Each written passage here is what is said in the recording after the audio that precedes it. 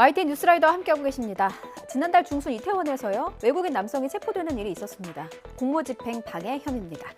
경찰은 이 남성을 제압하기 위해서 5번을 밀치고 전자충격기까지 써서 기절시켰습니다. 남성이 흉기를 들었나? 혹은 경찰을 폭행했나? 아니면 시민을 위협한 건가?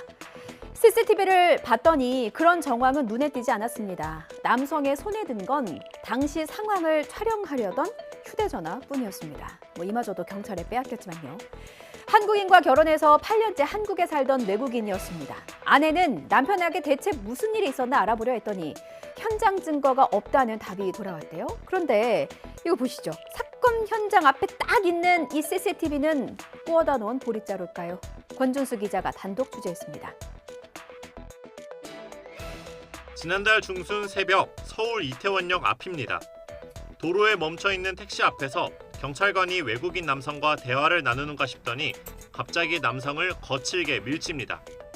밀침은 4차례 더 이어집니다. 외국인 남성이 상황을 기록하려는 듯 휴대전화로 촬영을 시작하자 경찰이 빼앗아 버립니다. 남성이 빼앗긴 휴대전화를 다시 가져가자 이후 경찰관 4명과 한 대 뒤엉켜 바닥에 넘어집니다. 번쩍하는 불빛과 함께 경찰관이 전자충격기로 남성을 기절시킵니다. 체포 통지서에는 A씨가 손님에게 시비를 걸어 택시기사가 신고했고 출동한 경찰관들에게 욕설을 하면서 멱살을 잡아 넘어뜨렸다고 적혔습니다. A씨는 욕설을 한 사실을 인정하지만 통지서 내용과 달리 경찰관이 먼저 밀쳐 항의하다 벌어진 일이라면서 과잉제압이라고 호소하고 있습니다. After he pushed me like this, very strong, but I didn't do nothing to him.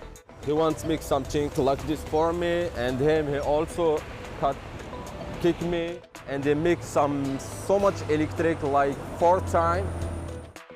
또 손님과 택시기사에게 시비를 건 게 아니라 택시에서 떨어뜨린 물건을 찾다가 생긴 오해라면서 제압 당시 상황을 휴대전화로 찍은 영상을 경찰이 삭제했다고도 주장했습니다. 자기도 찍었다는 말을 하여튼 태어났더라고. 제가 죄송하게 생각합니다. 우리 파출소 직원들인데 저도 그런 이해가 안 됩니다. 전문가들도 사건 당시 A씨가 흉기를 소지하지 않았고 영상에서 봤을 때 경찰이 먼저 물리력을 행사한 데다 이미 체포된 상대에게 전자충격기까지 사용한 건 과잉제압으로 보인다고 지적합니다. 4명이 동시에 제압을 하면서 심지어 피해자에게 테이저건을 사용해서 실신하게까지 했다라는 것은 아무리 생각해도 납득하기가 어려운 부분이 있습니다. 경찰의 물리력 행사 규정을 보면 전자충격기는 주먹이나 발로 경찰관의 신체적 위해를 초래하거나 체포에서 벗어나려는 피의자에게 최소한으로 사용하도록 제한하고 있습니다. 과잉제압 논란에 대해 경찰은 A씨가 먼저 욕설과 함께 경찰관을 넘어뜨려 제압한 것이고 너무 힘이 강해 전자충격기를 사용했다는 점에서 정당행위라고 해명했습니다. 여자 머리가 왜 이렇게 짧으냐, 이런 말도 안 되는 이유로 20대 편의점 아르바이트생이 무차별 폭행을 당했습니다. 이를 말리던 50대 손님도 크게 다쳤습니다. 알바생이 딸과 비슷한 또래여서 아버지는 무작정 폭행범의 앞길을 막아선 겁니다. 가해자는 20대였는데 자신을 남성연대라고 주장했대요. 머리가 짧으면 페미니스트다. 페미니스트는 맞아야 한다는 이유를 댔다고 합니다. 술 마시고 사고 친 건데 이쯤 되면 남성연대 탈퇴하고 반성연대 가입해야 되는 거 아닙니까? 차상은 기자입니다. 편의점 안에서 검은색 옷을 입은 남성이 의자를 들고 다른 남성을 쫓아갑니다. 쫓기던 남성이 넘어지자 의자로 내려치고 편의점 직원도 때리며 폭행을 이어갑니다. 편의점 직원 20대 여성 B씨는 귀와 인대 등을 다쳤고 의자에 맞은 50대 손님 C씨는 얼굴과 어깨 등을 심하게 다쳐 병원으로 이송됐습니다. 물건 구입하는 과정에서 던지고 하니까 이제 그 피해자가 좀 제지를 했고 좀 자기가 좀 기분을 안 좋게 받았다고 하면서 범행 당시 술에 취한 상태였던 A씨는 편의점 직원을 상대로 머리가 짧은 걸 보니 페미니스트라고 말하며 자신은 남성 연대인데 맞아야 한다며 폭행한 거로 파악됐습니다. 손님 C씨는 딸과 비슷한 또래 직원이 맞는 것을 말리다가 크게 다쳤습니다.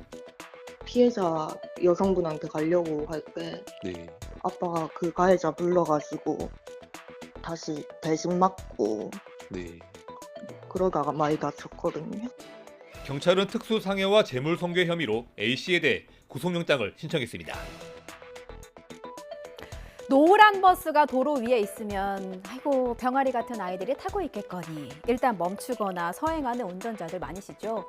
눈에 잘 띄고 아이들도 보호할 수 있고 취지는 참 좋습니다. 그런데 지난해 교육 현장에서 노란 버스 대란이 벌어졌었습니다.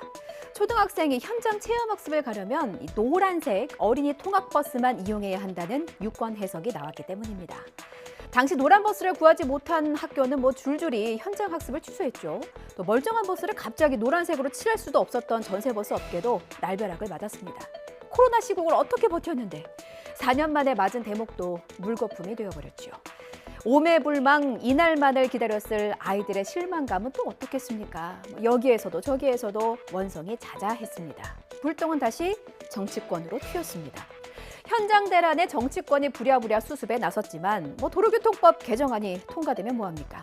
한 번 쏟은 물 다시 주워 담는 게 어디 그리 말처럼 쉽습니까? 임혜진 기자입니다. 국회가 이번 달 초 현장학습에 전세버스 이용도 가능하다는 도로교통법 개정안을 통과시키면서 사태는 일단락된 듯 했지만 도로교통법 일부 개정 법률안 대안은 가결되었음을 선포합니다.